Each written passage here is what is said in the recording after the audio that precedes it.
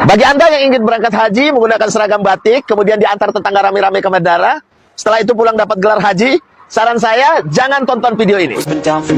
Kali ini saya akan berbagi trik kepada Anda bagaimana melaksanakan haji secara mandiri dengan aman dan tidak beresiko. Haji secara mandiri ini adalah haji yang dilaksanakan oleh orang per orang, tidak diatur oleh pemerintah atau haji reguler ataupun haji furodah. Pertama yang perlu kita perhatikan adalah visa. Belilah visa kepada orang-orang yang memang Anda kenal atau Anda yakini bahwa dia ini berpengalaman dalam hal visa. Karena tidak satu, tidak dua orang yang pernah tertipu visa oleh temannya sendiri. Ternyata temannya ini membelikan visa kepada orang yang baru dia kenal dan dia tidak tahu track record dari temannya ini. Sehingga dengan alasan yang gampang dia katakan kita tertipu. Tetapi kalau tertipunya cuma 10.000, 20.000 itu nggak masalah. Tetapi kalau tertipunya hingga 30 juta, ini akan menjadi masalah. Maka pertama penting Anda perhatikan visa. Untuk masuk ke Saudi Arabia, pemerintah Saudi menyiapkan macam-macam visa. Ada visa mujamalah, ada visa furodah, ada visa haji, ada visa tenaga kerja, ada visa turis. Nah, kita tinggal pilih visa yang mana yang akan kita beli untuk masuk ke Saudi Arabia. Tapi saya lebih cenderung tidak mau memakai visa pekerja. Saya pernah beberapa tahun lalu pakai visa pekerja, saat saya mau keluar, kita harus laporan dulu kepada PT yang mengeluarkan visa kita di sini. Kita sudah scan jari, baru kita bisa berangkat. Nah, pada waktu itu saya ingin pulang lebih cepat. Setelah hajian, setelah lempar jamrat, napar sani, saya mau langsung pulang. Ternyata nggak bisa. Karena PT-nya masih tutup kantornya, mereka buka setelah 10 hari hajian, sekitar 20 Zulhijjah. Jadi saya harus nunggu 10 hari setelah hajian, baru saya bisa scan jari. Kemudian maka visa saya dianggap saya tidak melarikan diri dari majikan di Saudi Arabia. Nah, untuk visa ini memang kita harus beli dengan teman-teman yang memang kita kenal. Ya, kemudian perlu diketahui harga visa ini dia itu bertahap-tahap naiknya. Kalau kita beli bulan Rajab umpamanya sekian juta, nanti bulan Sa'ban sekian juta, Ramadan apalagi, Syawal apalagi, dekat haji apalagi. Sebenarnya harga visa ini tidak mahal. Hanya saja para broker ini mencari kesempatan dalam kesempitan karena mereka tahu orang akan berhaji, maka mereka jual visa dengan harga mahal. Visa furodah saja contohnya, pada tahun 2022 kemarin itu dikeluarkan tanggal 30 Zulkaidah. Sementara travel dengan PD-nya membeli tiket untuk tanggal 1. Jamaah sudah kumpul di bandara. Akibatnya karena visa keluar tengah malam, dijual dengan rebutan. Akhirnya harga visa yang biasanya mereka jual 6.000 satu visa menjadi 8.000, bahkan terakhir katanya 12.000. Nah, travel yang duitnya banyak, maksudnya jamaahnya duitnya banyak, dia tinggal minta, "Pak, mau nambah 100 juta nggak, Pak?" Mau berangkat. Yang nggak mau bergelimpangan. Jadi makanya saya mungkin kalau Allah izinkan saya tidak akan pernah lagi mau pakai visa furodah. Karena saya nggak mau kita squat jantung, ya. Karena visa furodah ini keluarnya di akhir-akhir. Maka saya memilih visa turis. Visa turis, kita bisa tinggal 1 tahun di Saudi, bisa bolak-balik 1 tahun di Saudi, dan setelah kita beli, kita sudah langsung pegang visa. Jadi kita sudah tahu nasib kita ke depan itu seperti apa. Kalau visa furodah, kita udah bayar, visanya keluar nanti di dekat-dekat hari Arafah. Jadi jantung kita itu nyut-nyutan terus, jadi nggak bisa tidur kita dibikinnya.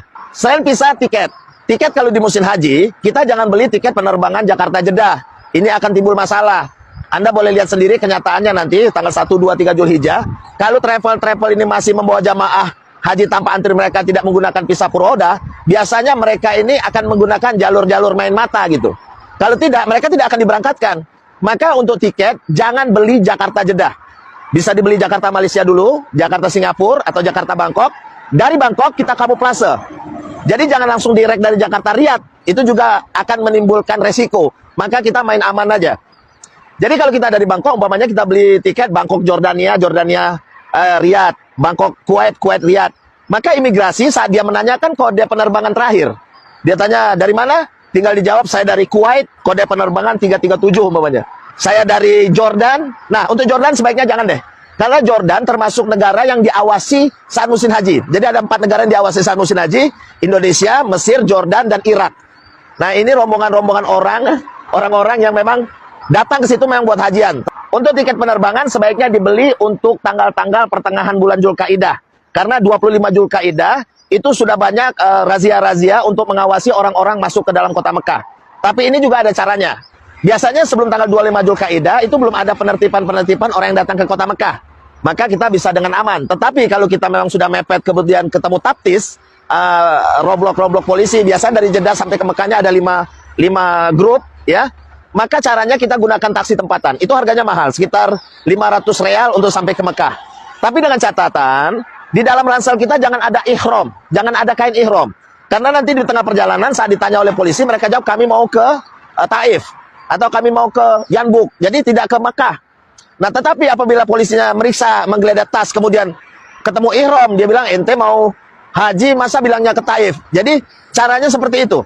Namun, kalau Anda sudah kepepet waktu, kemudian ingin masuk menggunakan kereta, Anda bisa menggunakan kereta api dari Madinah menuju Mekah.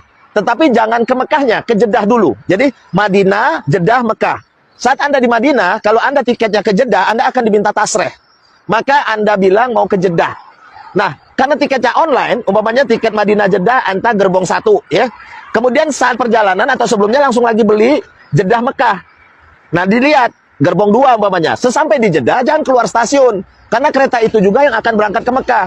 Karena tiket Jeddah Mekah Anda gerbong 2, ya pindah ke gerbong 2. Jadi tidak ada pertanyaan tentang tasreh jika Anda mensiasati perjalanan seperti ini. Dan selanjutnya yang perlu kita perhatikan adalah tasreh. Tasreh ini bisa kita numpang beli sama travel-travel yang mengeluarkan visa itu gitu. Jadi kita sama dia tuh hanya beli visa dan tasreh. Tasreh itu sebaiknya beli di Mekah. Kenapa? Kita kan tidak tahu nih, tidak ada yang menjamin haji seseorang itu gak ada menjamin. Tetapi seandainya kita batal melakukan keberangkatan, kita tuh hanya rugi di tiket dan visa gitu. Andaikan rugi, itu paling 50 jutaan ruginya. Kenapa? Karena Anda masih bisa bolak-balik umroh, karena visa ini setahun, ya. Jadi kalau kita bayar dengan travel umpamanya, dibandingkan haji mandiri, kalau rugi itu sampai 300 juta, ya kan? Tapi kalau haji mandiri ini kita atur pendanaannya itu, kita beli tahap per tahap sesuai keadaan yang berlaku. Nah, setelah mendapatkan tasreh, baru kita atur di mana kita harus tinggal. Tinggal Anda lagi pilih. Mau tinggal di dekat haram atau jauh, mau ngontrak atau seperti apa. Tapi rata-rata di musim haji semua menjadi mahal. Kalau di musim haji, harga kamar hotel itu bukan per kamar, tapi per tempat tidur. Dan dia tidak menjual kamar harian. Dia menjual kamar itu per event. Umpamanya dari tanggal 25 Zulkaidah sampai 10 Zulhijjah. Kalau kita minta 3 hari juga dikasih, tapi tetap bayar 25 Zulkaidah sampai 10 Zulhijjah. Maka harga itu sekitar ya mungkin sekitar 15 jutaan. Kemudian makan saat musim haji itu mahal. Kalau jamaah umroh biasanya makan itu hanya 45 real 3 kali sehari. Tapi kalau jamaah haji itu 60 real. Jadi makan satu hari itu sekitar 250 ribu. Jadi untuk kawan-kawan yang niat haji tanpa antri, boleh deh bergabung sama kita urus sama-sama ya. Tapi jangan dekat-dekat bulannya. Kalau sudah mulai masuk Saban, Ramadan, ini harga jadi mahal. Nah, bagi kawan-kawan yang ingin gabung dengan haji tanpa antri, kawan-kawan tinggal siapkan scan paspor, scan KTP, kemudian scan KK dan vaksin 1, 2, 3. Kemudian kita mau apa visanya, nanti visanya akan keluar, kita PFS di Jakarta, setelah itu sudah aman. Yang penting kita udah pegang visa. Penting, visa ini sebaiknya dibeli jauh-jauh hari, karena kita bisa turis dan untuk tinggal setahun. Visa ini harganya makin bulan makin mahal. Rajab sekian, nanti Sa'ban masuk makin mahal. Ramadan masuk makin mahal. Syawal apalagi, karena mereka tahu visa ini akan digunakan untuk berhaji. Semoga Allah Subhanahu wa taala memilih Anda untuk datang ke tanah suci.